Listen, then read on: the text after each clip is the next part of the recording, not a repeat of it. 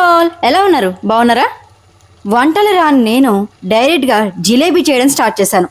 But అవి మాత్రం ఇలా ఫ్లాప్ అయిపోయాయి. చూడండి ఎలా వచ్చాయో.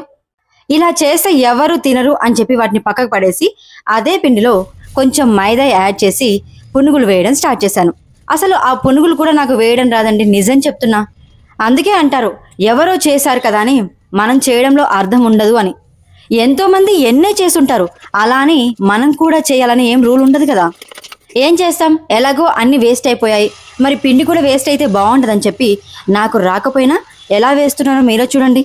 కనీసం ఆయిల్లో వేయడం కూడా రావట్లేదండి. బట్ ఎలాగైనా సరే బాగా చేయాలని ఫిక్స్ అయిపోయాను. కంకణం కూడా కట్టుకున్నాను. ఫైనల్లీ సూపర్గా వచ్చాయండి.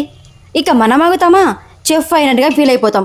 ఎలాగో బాగా వచ్చాయని చెప్పి నాకు బోండాలు వేయడం కూడా వస్తుంది అని ఫీల్ అయిపోయి దాంట్లో ఉల్లిపాయలు యాడ్ చేసి మరో వాయి వేయడం మొదలుపెట్టాను.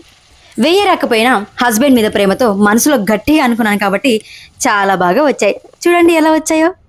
వేయడం మాత్రమే కాదండోయ్, ఒక పునుగుకు ఉండాల్సిన క్వాలిటీస్ అన్నీ ఇందులో ఉన్నాయి. అంటే క్రిస్పీగా అండ్ ఆనియన్స్ కూడా చాలా బాగా, లోపల పిండి కూడా చాలా అద్భుతంగా ఉడికిపోయిందండి.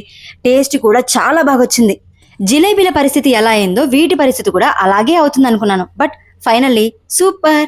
మీకు ఎప్పుడైనా ఇలా జరిగిందా?